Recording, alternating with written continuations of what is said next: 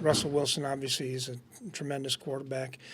Defensively, they give you a lot of looks. Jamal Adams is a guy that we have to pay special attention to. Obviously, he's a game wrecker in a lot of different ways. They've got solid front. Bobby Wagner's a very good player. Specialists, both their specialists are really good players. Kicker hit a 61-yarder last year, and the punter's averaging, I believe, 49 yards a punt. So we're excited to come back and get in front of our home crowd and get back to winning football.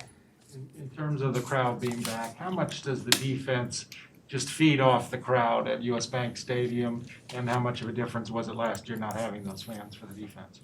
I think the whole team feeds off the fans that are there. The crowd noise helps with the opposing offenses, obviously, but I believe the whole crowd, hopefully they're as excited to get back there as we are. They haven't been back in over a year, so this will be fun for them and fun for us. Coach, I think Dalvin had made a comment about Bobby Wagner, and he called him like the smartest guy on the field. I guess, what do you see? Is that the biggest issue with him? Is that he can diagnose things pretty quickly? He's very instinctive. I think maybe is a good way to say it. And they've got their linebackers are all fast anyway, but he's very instinctive. He's a big-time tackler, finds the football. Mike, are there similarities between him and Kendricks in the way that they seem to be kind of a step ahead on just? Yeah, probably. I mean, Kendricks is like that as well. He's a very instinctive guy, good tackler, anticipates well. Mike, how does the Russell Wilson to Tyler Lockett connection, how does that stress defense? Well, he's, obviously he's got great speed. He's a really good double move guy. And you can't just pay attention to him because they've got Metcalf typically on the other side, who is a size speed guy as well. And, and then, Russell can buy some time in the pocket. They've been through a number of iterations with different coordinators. How have you seen them change from what you've seen the last couple of years now with Shane Waldron calling the offense? Yeah, it's a little bit different. There's still some staples that they've always kind of run.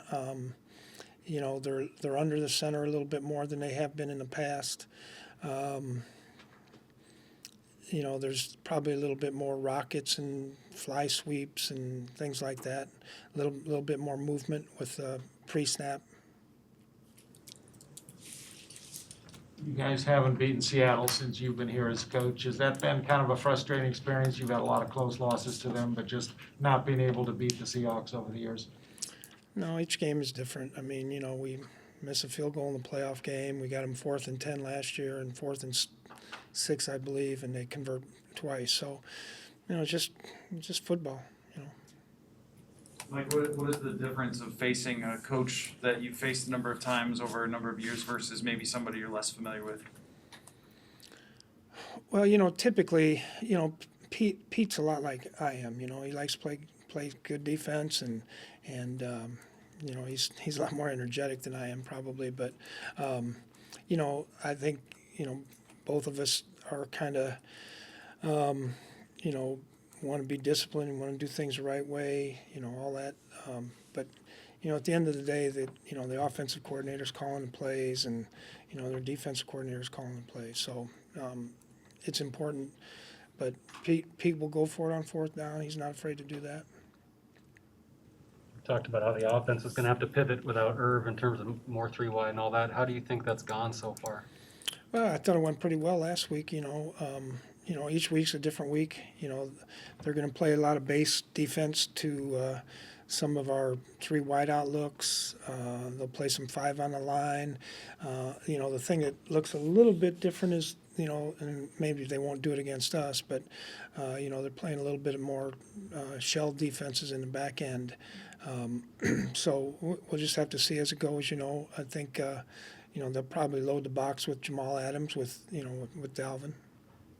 Mike, where have you been the most pleased with Cousins these first 2 games? Well, he's taking really good care of the ball. I think he's done a really nice job of getting the ball in the right place. His leadership has been a lot better this year.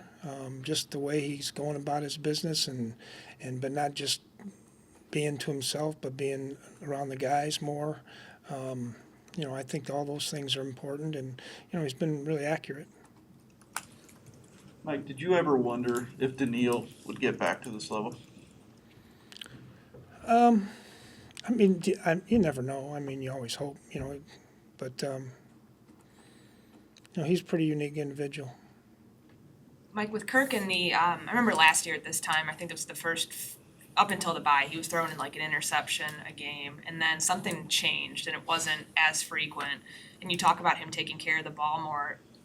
What goes into that for a quarterback, like kind of snapping a streak like that and being able to stay out of something like that and turn the ball over? Well, I think, sometimes turning the ball over is tip balls and things like that too. So, I think the better you get at reading defenses and knowing where your outlets are, they talk about, there's my first read, that's a no. There's my second read, that's a no. Where's my outlet? I think those things just keep improving in time. The offense has been using a lot less play action this year. Is this just like a product of being like in 3rd and 24 a lot, or has there been kind of a shift in the way that the offense is being called? Yeah, I don't think it's any different. I don't think it's any different. Do you see enough from Dantzler in his 16 snaps where if he has another strong week of practice, he could push to be out there more, or is Breland still kind of the unquestioned guy if he's healthy? Yeah, we'll just see. I mean, we got to have more than 2 corners. So, I thought he did some good things last week. He's just got to continue to do that. He's got to keep progressing, keep competing, keep fighting. Do you anticipate having Anthony Barr and/or Everson Griffen in practice today? I think they'll both do a little bit, yeah. You have to be cautious with Dalvin, knowing how important he is long-term with that ankle. At this stage, it's time to get some wins. So, Dalvin's a tough guy. If he can't play, then, then there's a reason why he's not playing. But, we're going to, he makes us go. And so, we're going to continue to play him. Will he get some work in practice today? Dalvin? He'll get a little bit, yeah. Mike, what happened to Seattle after that 30-16 lead? What did you notice? What changed? Well, they got in, obviously they got into overtime. And then, I think that Tennessee did a nice job, the rest of the way. They gave up a couple big plays early. They got the ball on the 6-yard line one time, So, it wasn't so much that. It was some of the things that happened earlier in the ball game, I think. And then they, in the overtime, they got a sack, could have been a safety, but apparently it wasn't called. So, Tennessee's a good team too. Time for 2 more. Like, I think this past week, there were no coaches' challenges, even no red flags even thrown for one of the first times in a long time. There was a lot of plays turned in. I wanted to ask you about the change this offseason where the replay official can consult with the ref on the field. Does that impact your decision in terms of if something is more borderline, you might not want to challenge it just because it might get upheld? No, not really. I think, one of the things they've talked to me about is the play clock. When don't throw the flag within 20 seconds. When there's 20 seconds left on the clock, because they're looking at it already, and they might like the situations where they can overturn it. But no, not really. I mean, just if we think it's a wrong call, we'll throw the flag. What plays did you turn in? I can't say. I'll get in trouble. I've been banned before. See ya.